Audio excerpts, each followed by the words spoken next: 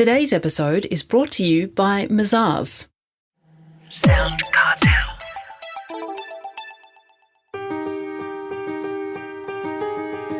From SoundCartel, I'm Nicole Goodman, and this is Business Essentials Daily.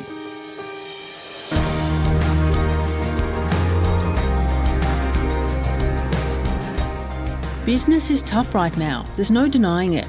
And your staff are likely facing the brunt of higher grocery prices, mortgage increases and everything else that's impacting day-to-day living expenses. So what do you do when they ask you for a pay rise? HR expert and CEO of Corporate Dojo, Karen Gately, says that while there might be expectation that salaries increase with inflation, there are also commercial realities you need to face. She explains how to handle that conversation in a moment. First, Chris Ashmore asks Karen, how does a business owner determine staff wages?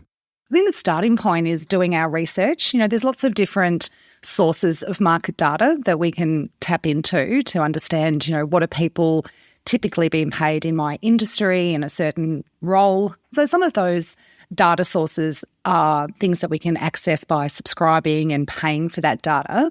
But my advice would also be to look for the free data that's out there. A lot of recruiters do provide salary surveys, for example. So a bit of a Google search and you should start to get access at least to some data that can give you a guide as to where should somebody be sitting within this market range, where are they currently sitting, and therefore how competitive are we as an employer. Well, that's across the board, but when it comes to individuals within the business, some are obviously better than others. Do they deserve a higher pay? Yes, putting it simply, in my view. I think, again, if we're getting remuneration right, we are discriminating on the basis of people's levels of experience, but also their levels of contribution and their performance. So, again, I think it starts with understanding what's the typical range and then where within that range do I want to pay somebody. And obviously we want to be paying our top performers at a higher point in that range than those who are just turning up every day and doing the basics. So, again, I think it is important to be clear about what do you expect of people, make a judgment call around what that standard of contribution is, and then reflect that in your pay decisions. Now, we're reminded every day how high inflation is and cost of living is soaring. Are employees correct in their assumption that their salaries should rise in line with inflation?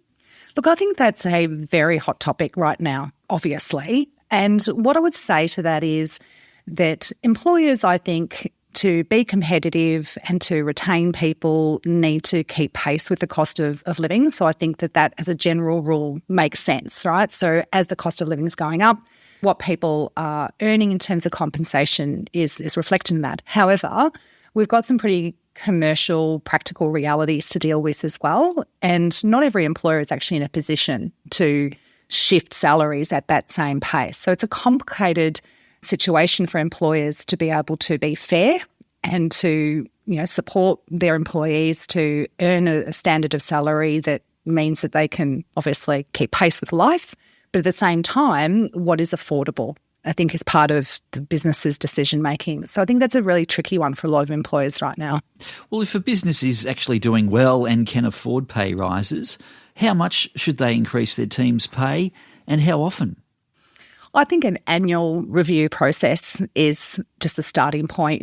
That said, I don't think we need to be reviewing pays more often than that, but we need to be keeping an eye on certain roles and our competitiveness in retaining those people. But as a general rule, if we are reviewing salaries on an annual basis, then I think that's good practice.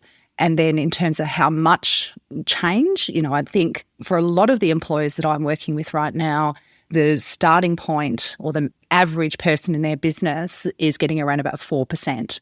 Others are paying higher because of obviously, again, what we're experiencing in the broader climate. And others are paying more like 2%, 3% from an affordability perspective. So it really does come down to what can we afford? Obviously, we've got the viability of the business to take into account, but how close can we get to that average movement in our market? So again, do your research, understand what are employers typically doing in your industry. But right now, I think it's around 4 to 5%. Nonetheless, there are many businesses, though, that are struggling and may not be able to afford to give anyone more money. What happens if a staff member asks for more or demands a pay rise? So I think it's about having the honest conversations. I think employers who share honest insight to our realities as a business, so how well we're performing, etc., do a better job of managing expectations. Now, people obviously want to make sure that they're being paid fairly, but there's a lot more that goes into people's decision-making around who they work for. And an individual who loves working for their employer because it's a great cultural environment, they feel like they're learning, they're growing. If you can't afford to give them a pay increase at this point in time, you may earn some patience from them because they actually want to be in your business. So focus on that. What is the broader value that we offer to an employee? Why is it worth working here beyond the pay factor? But engage in the honest conversation. If somebody's coming to you saying, hey, I want a pay rise, be honest around affordability, but then also commit to when will we look at it again? So demonstrate to the individual you're serious about maintaining competitiveness of pay, and you will regroup on this conversation at a set point in time so that they have some confidence that this is on your radar. It's something you want to achieve over time, but it's not necessarily something we can make happen right now. So in that sense, should a boss link pay reviews with performance reviews? I think absolutely pay and performance need to be closely linked, but I don't typically encourage that we have both of those steps happening in one conversation.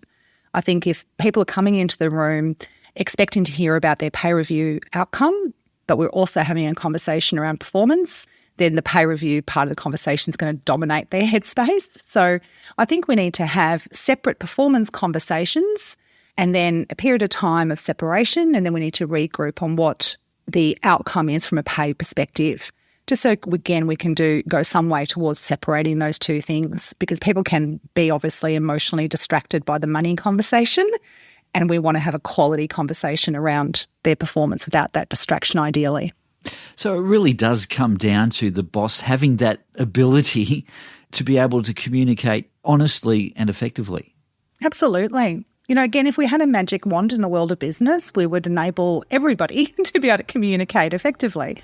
It's absolutely key to maintaining, obviously, two people on the same page, that we understand one another's perspective. If you want to earn that loyalty and that emotional buy-in to your business, then people need to feel connected to you. So again, if you're not communicating effectively, it's impossible to achieve those outcomes. That was CEO of Corporate Dojo, Karen Gately.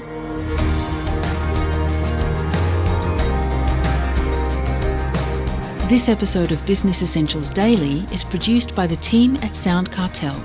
Thanks for listening. I'm Nicole Goodman. We'll bring you more Be Daily tomorrow. Follow @BE Daily Podcast across social media and head to bedaily.com.au for more from the Business Essentials Daily podcast. SoundCartel.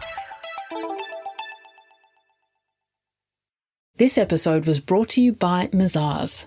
To find out more, visit mazars.com.au. That's mazars.com.au.